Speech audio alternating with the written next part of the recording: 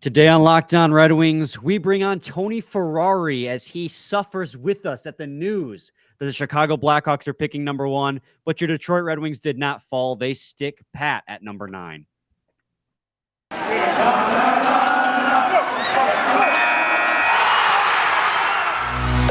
You're Locked On Red Wings, your daily podcast on the Detroit Red Wings, part of the Locked On Podcast Network, your team every day.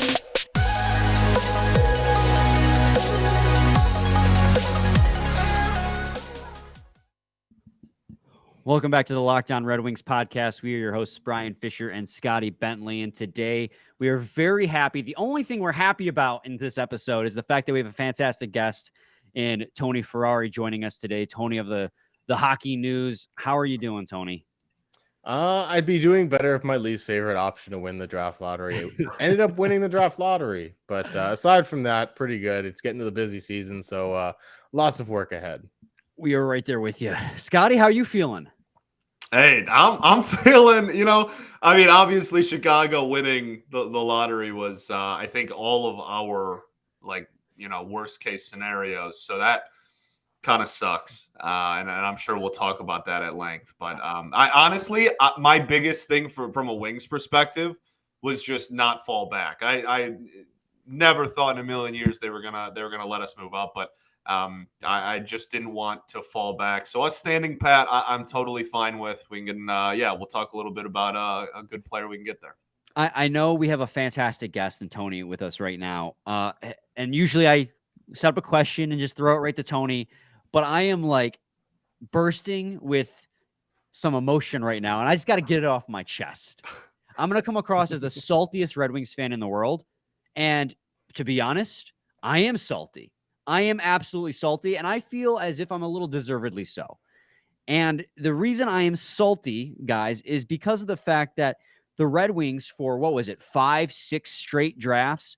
In 2017, they dropped 2. In 2018, they dropped 1. In 2019, they dropped 2. Detroit dropped 3 spots in 2020 from 1st to 4th in the Lafreniere draft, which isn't even possible anymore. Which isn't even possible. It's not even allowed. Like, they were like, that's actually really messed up. We're not even going to make that. No other team should have to go through that ever again. They literally changed how it went because the Red Wings got screwed so hard. And so since then, the Red Wings have stayed pat. They in 2021 and 2022, and now in 2023, they stayed pat. I'm not upset about staying pat. They had a 5% chance at staying still. But the fact that the Chicago Blackhawks, which, Tony, I know you said your least favorite option. I think it's everybody's consensus least favorite option to have won the number 1 overall pick. 1, because of all the controversy. 2, because they've had success somewhat recently. I mean, their last cup came in 2015. But the cherry on top is that this is like literally their 2 stars finally retired this year. Or, I mean, Taze is an official, and Kane went on to the Rangers, but they're gone now. And they bottom out for the first time ever, like actually commit to bottoming out, and they immediately get rewarded when the Red Wings have only ever gotten punished. I'm not upset about not moving up. I'm upset that the team I despise, probably tied number 1 of the Toronto Maple Leafs, immediately gets rewarded when the Red Wings have never, and you said this, Scotty, before we started recording, Red Wings have never drafted in the top 3 in the entirety of this rebuild. So yes, I admit it. I am a salty Red Wings fan. Tony, what are your thoughts there? What are your thoughts? Well, first off, I agree with everything you said. It sucks to see the Red Wings still not get that top 3 pick. Like, they've done a really good job of finding the gem in every draft, it seems. Getting Lucas Raymond at 4 worked out really well. I think he's obviously been better than Lafreniere and Byfield to start their NHL careers. I think both of them still have promise ahead, but there's still a lot to work through in that draft class. And then getting Moritz Seider in that draft class, I don't think you were looking at getting a number 1 defenseman in that draft, and then you did, and that's a great thing as well. I think the Red Wings have done really good at drafting where they've had to kind of draft where the pieces have laid, but man, like this could have been that chance to get that elite talent for them, and you're not getting it. Sucks. With that said, I think the people in Anaheim are probably as salty as you, because you go back to that 2005 Sidney Crosby lottery, and they're sitting there waiting again. And yet again, they end up with the number 2 overall pick. And don't get me wrong, I think Adam Fantilli is an absolutely fantastic prospect. I think he's a lot closer to Bedard than a lot of people are giving him credit for. I think he's a guy that's going to change the Anaheim Ducks franchise. but it's still kind of just it sucks a little bit to see them sit at 2 again, in the Red Wings sit at 9, while the Chicago Blackhawks, who seem to be, I'm not going to say it was rigged, but it seems to be favorable for them. I'll say that. Well, and you talk too about with the Red Wings getting screwed. You look at teams like obviously the Blackhawks this year, but the Rangers, the year they made the playoffs, because the playoffs got expanded, the year the Red Wings got screwed, jumped all the way up from a playoff spot to number 1. And I understand they wouldn't have made the playoffs if they hadn't expanded it. But the fact that they made them playoff eligible, but then also made them draft lottery eligible, not just draft lottery eligible, but also like gave them the best odds because they did that weird double lottery thing. It was Team X. Do you remember Team X wins the lottery? Yes. And Team X, like all those teams that weren't assigned yet had a collective 50% chance at winning number 1 overall. It made no sense the way that they did it. And it all just served to punch the Red Wings fans in the mouth. And, you know, I don't want, because the Red Wings at 9 still, and we'll talk about this, I'm sure, after. Sounds like mostly me, but after we all get all our complaints off the chest, we'll talk about what the Red Wings can do at 9. But it is certainly a frustrating thing. But you're right, Tony. I mean, I was talking with some friends. Adam Fantilli, as much as it sucks not getting number 1 overall, Adam Fantilli, I think, would be the number 1 overall pick in any other year that's not 2015 with the Connor McDavid, and then what was it, 2017 or 2016 with Austin Matthews, with back-to-back years. Outside of those 2 years, I think Fantilli would be number 1 pick. Maybe you can make a case for Hughes too, but Fantilli's that good. And that's a hell of a consolation prize. Yeah, he's absolutely fantastic. I look at his game, and in my opinion, he's the most complete player in the draft. I think the fact that he's going to be the 2nd overall pick is going to boost all 2nd overall picks over the next 10 years. It's going to be one of those things where we all look at the 1st overall picks and expect that immediate kind of impact that the guys like Austin Matthews, guys that Connor McDavid made when they came to the league. Now we look at guys like Lafreniere and even Jack Hughes in his first couple of years and go, "Oh, you're garbage. You haven't done anything yet. You haven't come in and changed this franchise." And I think a guy like Adam Fantilli has the ability to do that for the 2nd overall pick. I think people are going to look at over the next couple of years and be like, "Well, you're our 2nd overall pick. Why aren't you doing what Fantilli did last year?" And that's the other thing with Fantilli is, does he go right away? I think, depending on where he landed, the decision's still up in the air for him. I know I've talked to him a couple times about it this year. And one of the big things is, if the situation doesn't make sense to go right to the NHL, and I think Anaheim's one of those situations, does he go back another year, play at Michigan, and come into towards the end of the year and then start to make an impact? It's going to be an interesting decision for him, because it's certainly going to be a choice as to whether or not he stays in college. If I'm making a guess, and this is purely a guess at this point, I think he might lean towards staying in college at this point and let the Ducks kind of have another mediocre-ish year and then come in at the end, show what he can do, and really be an impact player towards the end of the next season.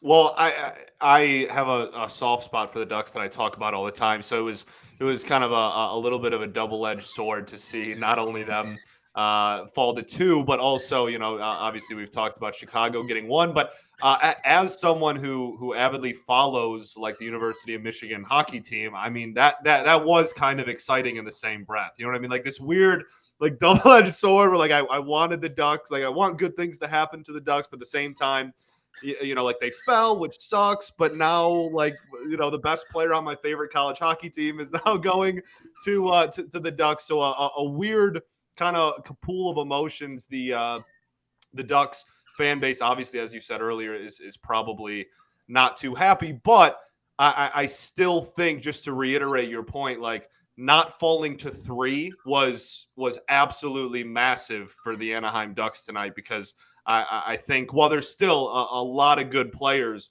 in that 3, 4, 5 range, them missing out on Bedard but still guaranteeing themselves Fantilli should not be overlooked in the same sense.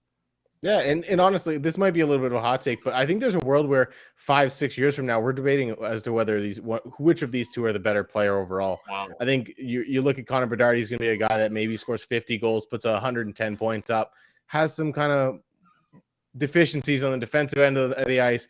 Maybe he's pushed off to the wing or something like that. Those are possibilities in his career. Whereas Adam Fantilli, I wouldn't be shocked to see a 100-point guy. And then when you're looking at the difference between those two, those 10 points, and Fantilli's still playing center. He's a big body who plays the power game, plays with that McKinnon-esque speed where he plays downhill like a running back. He is good defensively as well. You look at the overall impact and you go, we may lean Bedard because of the flash, the flair, and just the game-breaking ability that he has. But when you look at the overall impact, it may not be all that like crazy to say. Adam Fantilli has certainly a case in that argument. Absolutely.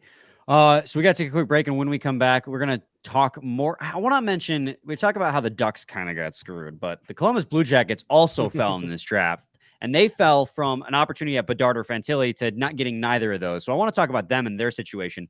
But first, got to talk to you guys today about Indeed. There is no I in team, but there is one in Indeed, and that's the hiring platform you need to build yours. When you're hiring, you need Indeed. Indeed is the hiring platform where you can attract, interview, and hire all in one place. Instead of spending hours on multiple job sites searching for candidates with the right skills, Indeed's a powerful hiring platform that can help you do it all. We streamline hiring with powerful tools that find you matched candidates. With Instant Match, over 80% of employers get quality candidates whose resume on Indeed matches their job description the moment they sponsor a job, according to Indeed Data US. Indeed does the hard work for you. Indeed shows you candidates whose resumes on Indeed fit your description immediately after you post so you can hit hire faster. Even better, they're the only job site where you can only pay for applications that meet your must-have requirements. Start hiring now with a $75 sponsored job credit to upgrade your job post at Indeed.com/lockedon. Offer good for a limited time. Again, claim that $75 job credit right now at Indeed.com/lockedon. Terms and conditions apply. Need to hire? You need Indeed. Segment 2, Locked On Red Wings podcast. We are joined by the Hockey News' Tony Ferrari. And Tony, once again, thank you so much for joining us on this eventful day. That's the good way of putting it, I think. I want to mention, too, so we mentioned a lot about how we hate the fact that, hate's a strong, no, I hate it. We hate the fact that Chicago Blackhawks moved up, that we feel bad for the Anaheim Ducks somewhat because they absolutely got kind of washed in this draft lottery, but also the Columbus Blue Jackets fell from likelihood of drafting 2 to 3. So now they're out of Fantilli and Bedard. Looking at their roster and their construction right now, I mean, obviously their number one player on the payroll and on the roster is Johnny Gaudreau. You know, how much of an impact would those guys had, and what are they losing now that they don't have those guys? And I guess I'll throw in there too, you know, who do they look at? Well, I think first off, what are they losing? They're obviously losing 2 really high-end impact players that I think are pretty much guaranteed to be at least franchise players in Bedard and Fantilli. Looking at that roster, they really lack center depth. I think that's been the big thing for them seemingly forever, honestly. But they have a lot of really quality wingers. I think Kent Johnson's a great winger. I think Cole Sillinger can be a second-line center, but he could also play on the wing at times. You look at Johnny Gaudreau, Patrick Laine, Kirill Marchenko. They have a ton of guys who can play the wing. That center depth is a big issue for them. And thankfully, this is a draft that has a lot of legitimate center prospects. I think most drafts, I mean, you look back at when the Leafs drafted Mitch Marner, they drafted him as a center, but that guy was never playing center at the NHL level. So I think there's a lot of teams that go into the draft guys that are centers and then they don't play. This year, there's a lot of guys that I think are going to play center. And that starts with the top of who I think should be on their wish list in Leo Carlson, a guy that is absolutely fantastic. I almost liken him to a poor man's Adam Fantilli because he has a lot of the same elements to his game. He doesn't have quite the downhill attacking speed that Adam Fantilli has, but he's excellent off the boards. He plays a game that blends power and speed.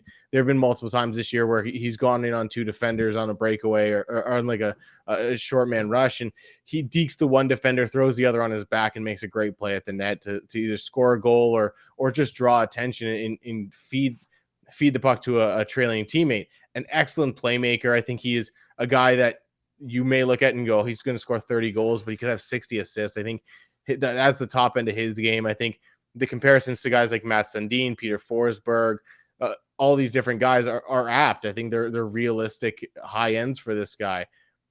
He's a very, very good player. In this 2023 draft is going to, I think, in my opinion, going to end up looking at that 2015 draft or that 2003 draft where you look down the board and you have a lot of really, really high-end impact players. And I think the fact that Leo Carlsson's going to be a guy that goes third, fourth overall just goes to show that, because I think he's another guy that you look at some of these other drafts, aside from maybe the Jack Hughes draft, the Austin Matthews, Connor McDavid, does Leo Carlsson go ahead of a guy like Nico Hischier? Does he go ahead of a guy like Aaron Ekblad? Does he go ahead of various guys like Alexis Lafreniere even? I think he does. I think Leo Carlsson's that good of a player. So I think even at third overall, they're getting a first overall pick player. With that said, it still stings a little bit not getting a guy that can absolutely change your franchise for the next decade and a half with Fantilli and Bedard. Yeah, for sure. Do you I'm down to go what Red Wings if you're let's do it. else, Brian. Okay, nope, cool. That's good. Awesome. Perfect. So I think, I mean, obviously we talked at the beginning, and everybody that is watching this is well aware, like, Wings are staying at 9. We've done a few prospect profiles so far, but that was also without knowing where we were going to be. So we were kind of all over the board with, players that maybe are mocked to go like 4 through 6 range, give or take some, and then all the way back to, players who are mocked at like 20 or whatever. So tell us, at 9, who can we expect, I guess, to be on the board in that range? And then eventually, if you just want to take the wheel, who might you like as a fit for the Wings there? I think looking at it, I'll give you best case, worst case, and Sure. what I think could happen. I think best case scenario, the Wings see guys like Oliver Moore or Will Smith fall down to them at 9. I don't think it happens. I think Oliver Moore is a possibility there, but best case, I think Will Smith falls. For whatever reason, teams don't like the way he interviews. Teams don't like whatever. They go back in his tape and they find some deficiencies, like the fact that he doesn't play defense at all. But there are deficiencies in his games that I think teams could shy away from. He's a 6-foot center, but 6 foot is kind of generous. He's not a huge guy by any means. So teams could shy away from that as well. There have been people both on the public and private side that have both kind of convinced me that there's a belief a little bit, at least, that this guy could play wing at the next level as well. So that kind of downgrades his possibility. With that said, I don't think he's there, but that is kind of the best case for the Wings. Worst case scenario, the Wings go completely off the board and they kind of reach for a guy that maybe had a great U18s, Dalibor Dvorsky, for example, and they go, this is a guy that we're just happy with. We know he's going to play NHL games. We're not worried about the upside, the impact that he could have on the roster. And I think they've done that already in a guy like Marco Kasper, who I think is an absolutely fantastic player, but they went for the safe pick. I think this year you kind of got to reach for that high upside guy. And I think when you get to that realistic pick, Oliver Moore is a good guy like there. Zach Benson's a guy like there. Ryan Leonard as well. 2 of the 3 of those guys are all NTDP guys. I think even if they want to go for defenseman, Axel Sandin Pellikka is a really high-end offensive defenseman, really smart player. He's developed his defensive game a lot this year. He's a guy that understands how to manipulate players on the offensive end of the ice and in transition. I think he'd be a really interesting ad for the Red Wings as well. So there's a lot of options in this range. Like I said, I told you guys before the show that my board kind of goes from about 5 to 11, and it's all guys that I think could realistically be good picks for the Red Wings. Quentin Musty, I mentioned earlier. Gavin Brindley would be a kind of that reach pick that I mentioned earlier, but he was a guy that had a great World Junior Championship and then blew up in the second half of the season. In the second half of the year, I think he was 4th or 5th in points per game at the NCAA level. A guy that was legitimately boosting Adam Fantilli's stock in the progress, playing with that Michigan team. Then there's the dark horse of Dmitry Simashev. I think he's the guy that I think would be really interesting for the Wings. Obviously, depth chart wise, he doesn't quite fit the mold that they're looking for, but this is a guy that has all of the tools. I think he's the guy that you look at and you go, okay, the production isn't there, but everything else is. If you put him in a better environment, an environment that is going to give him the open pass when he cuts into the slot, or is going to allow him to kind of create offensively a little bit more, this guy could be a really special player. So there's a lot of guys in this range for the Red Wings, and I think they're going to get a really good player, a guy that, like I said earlier, this was a cheap draft. I wouldn't be shocked if a lot of these guys are top 5 caliber players that the Wings end up getting at 9. Yeah, so my question then is, because looking at most mock drafts, it's a really forward-heavy draft. You mentioned Pellikka, but there's not a lot of defensemen. I mean, especially juxtaposed to last year, where you saw 3 defensemen go in the top 10, maybe even more. I could be misremembering correctly. You might not get more than 1 in the top 10 this year. That being said, what do you see as the Red Wings' biggest needs? Scotty and I have our own beliefs, but we kind of want to. We don't want to twist what you think. What do you think the Red Wings' biggest need is as a team going forward to really take them to that next level? I think the big thing is center. I think that's always going to be the big hole for the Red Wings. I think Marco Kasper's a very good player, and he could be a second line center behind Dylan Larkin. But wouldn't it be nice if you had the luxury of playing Marco Kasper as the third line center, and you find a guy that can kind of fill that second line center void and maybe truly be the 1B to Dylan Larkin's 1A? I think Dylan Larkin's proven himself over the last couple of years that he is a number one center, albeit probably still on the lower end of the number one center graph if you want to put something in a chart or something. He's a very, very good center, and I think he truly is a number one guy. But having that 1B behind him would be really interesting, like really, really good for the Red Wings. A guy like Will Smith, Oliver Moore, I think both those guys fit that mold. I also think defense, they could use another guy on the right side, if I'm not mistaken. There, they've got a lot of guys on the left, and this is a draft that there's a ton of really good defensemen. I think the fact that they have that Islanders pick is going to be really big for them. They can go for that center in the top 10, not reach for a defenseman, and then grab whatever defenseman kind of falls out of that range. I think since 2003, we haven't seen a draft where a defenseman doesn't go in the top 5. I think this year we could very well see a draft where a defenseman may not go in the top 10. I know teams are talking about David Reinbacher, Mikhail Guliev, Dmitry Simashev, Sandy Palika. But I think some team's going to really have to fall in love with them inside the top 10 to really jump for one of those guys, because I think the forward depth in this draft class just is so insane. We're going to take a quick break, and when we come back, we'll finish up our conversation with Tony Ferrari of the Hockey News. So stay tuned to Locked On Red Wings. Segment 3, Locked On Red Wings podcast. We're talking to Tony Ferrari of the Hockey News. Scotty, got any questions for Tony? Yeah, I honestly, and this doesn't need to be Red Wings centered specifically, because like the Wings objectively do have a lot of assets. But when talking about like a draft that is this deep with so much ability to get like in other drafts, a higher end player, maybe outside of the top 2 or 3 picks. Do you think that there is potential for like trading around and moving around picks in this draft? Or do you think honestly, maybe it's the opposite, where teams are like, no, I can get a top end, top 2 type talent traditionally at 4. I'm going to stand pat kind of a thing. I think it's going to be really interesting, because it's going to kind of show you what teams view as how close they are. I think a team like Detroit very well could go, we're going to give you a 9 and 18 and move up to 6, or if a guy like Will Smith doesn't get picked at 5th. I think with that said, another team could be like, we're a couple years away.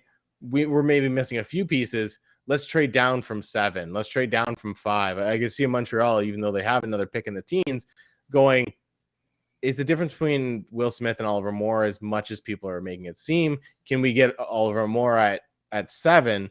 If we trade out of the 5th spot, get 7, and maybe get a later pick as well in the draft, and you kind of build up your draft stock, get a bunch of guys, because I do think there's going to be guys in the 20s that probably would be top 15 guys in other drafts. I think there's going to be a lot of guys in the 2nd round that in a lot of years that would be fringe first rounders or would be like top 30 picks, and it's going to be really interesting. And I think even you can see a combination of that. I think you can see a team like Detroit stand pat at 9, get their guy. And then at 18, if the defenseman they want isn't there, they go, let's trade back a few picks. We couldn't get Sandy Palika, so we'll get Luca Cagnoni, and we'll also grab William Wallinder in the 2nd round or something like that. Like, there's a lot of options for the Red Wings kind of going into this draft. And I think there probably will be a lot of trades and moving around of draft picks. I think we saw last year, there are a couple teams offload salary cap by just moving down in the draft 10 to 15 spots. And I think you'd see that again as well. It's going to be interesting, because this draft is really deep. And if your guy just kind of gets picked a few spots before you, trade down and get a guy that has a similar profile. Yeah, I mean, this Detroit Red Wings team is in such a weird spot right now, where they're trying to make that transition from a rebuilding team into a competitive team, and patience, and justifiably so. They haven't made the playoffs since 2016, second longest playoff drought in the NHL right now. Patience is starting to wear thin. And as much as I tell myself, be patient, like Yzerman really has yet to make a bad move. You could make an argument in hindsight about some of the things he's done, but a lot of his quote unquote bad moves have been low risk anyways. You didn't lose much when they didn't pan out. So that being said, my point being here that a lot of Red Wings fans, myself included, kind of do want to see assets get moved, especially in the second round when you have 40, 41, and 42. Yeah, three second rounders consecutively. You have 5 top 50 picks. And while this is a deep draft, and at 9, they could get like you said, some guy who might in other years be a top 5 pick. There is that temptation there too. And somebody asked Eiserman this during the postseason media availability. Like, is there a sense of urgency to maybe use those assets to get a impact player now? And I guess the question I'm asking is do you think there's a player on the market that the Red Wings could target with all this assets? Because it takes 2 to tango. Is there any team that maybe Scotty and I are very favorable at the Winnipeg Jets? Is there a team like maybe Winnipeg that might be willing to dance with you a little bit? I wouldn't be shocked. I think a team like Winnipeg was the first team that came to mind, whether it's a Kyle Connor or even like a Mark Scheifele. I think they could be open to dealing somebody this offseason. I know it may not be the biggest thing that the Red Wings fans would love, but I think Toronto could be open for business with the way their playoffs have absolutely imploded. Do they move one of the big boys? I don't think it's Austin Matthews. I think he's the guy that they try to stick around and they try to build around. But do they trade possibly the best contract in the NHL right now in William Nylander, who's been the one guy who, while he's not scoring just like the other guys, he's at least producing something in terms of generating chances, whereas Mitch Marner's kicking the puck around and getting stolen from him, putting it in the back of his own net. Is he the guy that they go after? Is Mitch Marner the guy? There could be a number of options in Toronto as well. I think that could be an interesting trading partner. Calgary is another interesting one. They just fired their coach. Their GM was like, nah, I'm leaving because y'all are keeping the coach. And then they fire the coach shortly after. And now they have absolutely no direction, basically. Do they look to go into a rebuild, or despite the fact that they just signed Huberdeau to a long-term deal, they just signed Uyghur to a long-term deal, do they go, maybe we made a mistake, jumped the gun a little bit, and we got Nazem Kadri too soon? Do they want to get rid of a guy like Kadri? Does the 18th pick get you a guy like Kadri? There's a lot of intriguing guys out on the market on various teams. I think it'd be really interesting for the Wings to go after one of those guys, because I think specifically Kadri as a guy that someone who's followed him through his entire career, loved him in Colorado, thought he was absolutely fantastic on that cup run. Could he be that answer and that bridge to playing that 1B behind Dylan Larkin, allowing Marco Kasper to be that number 3 center until Kasper's able to take that step and Kadri can step back into that third line center? And then you kind of have some insulation built in for that center position. There's a lot of really intriguing options, but those are just a few of them that came to mind off the spot. Honestly, my next one is just like super, super general, just because I think I've asked you this each of the last 3 years now, drafts, and I want to ask it again. Just flat out your favorite prospect in the entire draft. Doesn't matter when they're projected to go, when you think could be a 7th round pick for all I care. Who is just your favorite prospect in this draft? This is a good draft, and I'll stay away from the 2 guys that I like watching the absolute most, and that's Leo Carlson and Adam Fantilli, because I've talked about them enough in this conversation already. So I'll give you 2 guys that I really like. Gavin Brindley, who I mentioned earlier a little bit, absolutely tenacious forechecker, fantastic guy, a player who plays bigger than he is. He's listed at 5'9". I think he's a guy that plays like he's 6 foot. He establishes body position. He's one of the most ferocious forecheckers in this entire draft class. Coming into the season, he was asked to replace Frank Nazar, who was injured right before the season, and he stepped into those shoes and did a lot of the right thing. The process was all there. The stats weren't necessarily piling up on the score sheet, and I think that was a problem with a lot of people. They were like, well, he's small, he's not able to step into the big moment, blah, blah, blah. Went to the World Juniors, in my opinion, one of the most underrated parts of that U.S. team.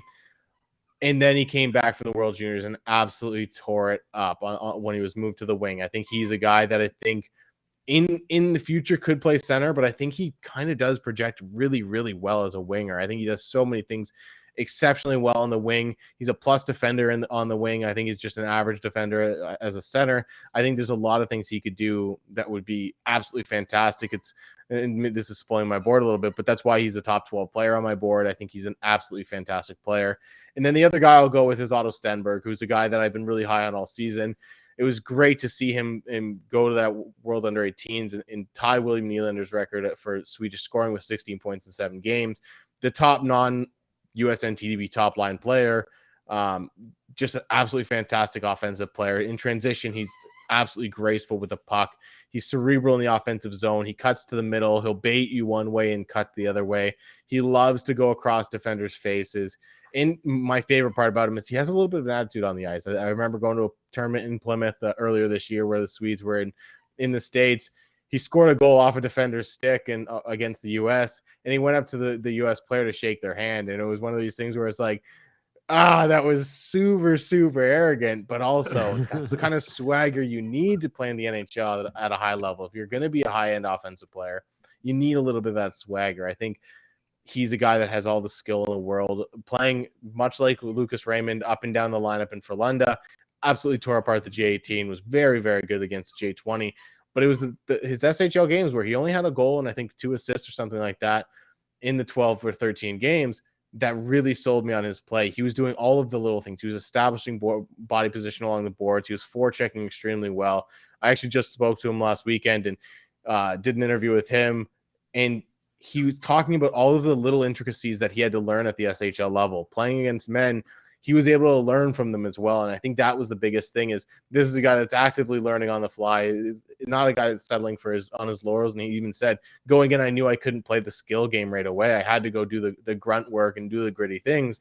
And then as I got more comfortable, as I got better in the SHL, I'm more comfortable playing just the men's game. I was able to bust out the skill moves. I was able to deke and dangle a little bit more and start to make plays. So this is a kid that's really intelligent, in my opinion. I think he'd be a really fantastic pick as well. Again, another top 15 player on my board that a lot of people probably have down towards the 20s. Interesting. So we got to start. We got to wrap things up here, Tony. But before we go, we do have to mention Jake Woolman will not be participating in Worlds for Team Canada. Out with an upper body injury. Now, what that means for implications, if that has implications on the Red Wings season, we don't know yet. All I know is Red Wings players continue to get hurt even when nobody is playing.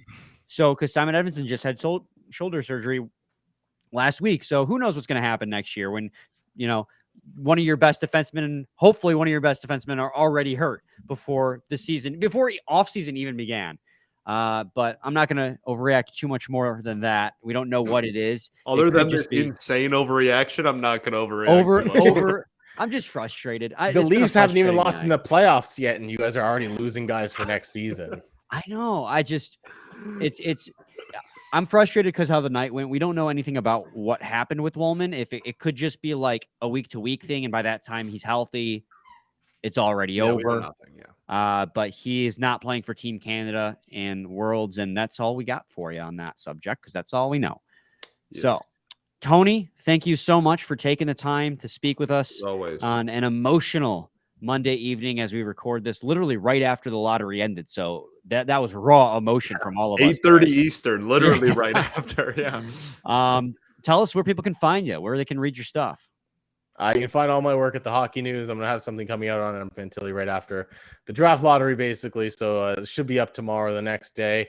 You can find all my videos on the Hockey News YouTube page and the hockeynews.com/GameTape with Tony, if I'm not mistaken, where I interview draft prospects. We go over some tape together. I get their input on their own game. And then we talk about movies, music, and stuff like that. Just to get to know them a little bit off the ice as well. So definitely check out those. And then follow me on Twitter at the Tony Ferrari, where I'm frustratingly talking about the Leafs being terrible in the playoffs.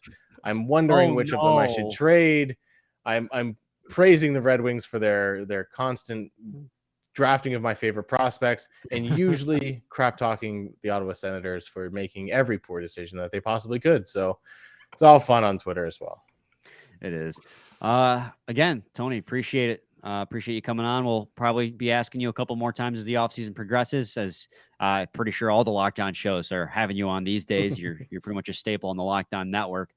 But Scotty, do you have any final thoughts? Go Tigers, first off, and we ball. We ball. We'll be back with a new episode tomorrow. So stay tuned. Same time, same place. See your team every day.